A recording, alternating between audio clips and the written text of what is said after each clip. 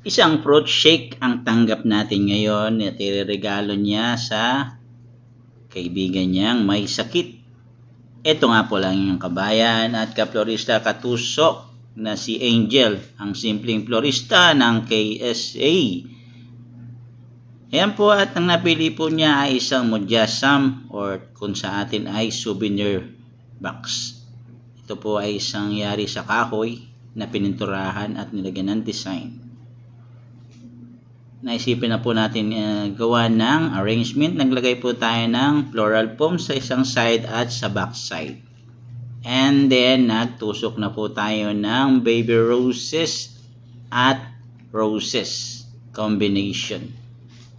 Naglagay din po tayo ng baby roses na orange at yung ating baby roses na double color at roses na yellow. Scatter lang po natin yun, tinakpan lang po natin yung mga floral foam na sa tingin natin ay malilitaw. Palibot lang po at alternate lang po natin yung kulay at sinakop na natin yung dapat sakupin. Katapos natin yan, siyempre maglalagay tayo ng masindyana. Ang masindyana po ay nakakadagdag design, nakakapagpalaki at nakakaganda ng ating mga bulaklak.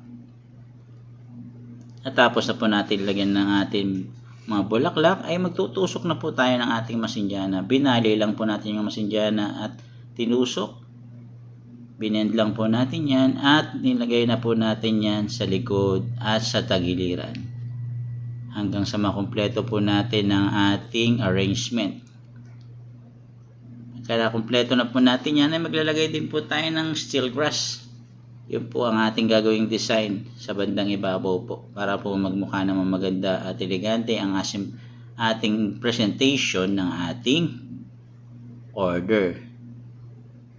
Naglagay din po tayo ng limonya. Kinatkat lang po natin yung ating limonya leaf para po ma-scattered natin. Para po balanse yung kulay, meron po tayong green at orange and yellow combination. Ayan po, natapos na po natin ang ating simple order at nilagyan na po natin siya ng steel grass, pandagdag design, balansin natin yung design. Ayan po mga kabayan, mga katusok, mga kaplorista, mga kaibigan. Tapos na po natin ang ating simple stand bouquet worth 90 SR only. I hope na gustuhan nyo po ang aking design. Paki-follow, like, and share naman po. At paki-comment kung saan nakarating ang aking video para mapasalamatan ko naman po kayo. Hanggang sa muling paggawa. Maraming salamat po. See you in the next vlog. Babush mga kabayan.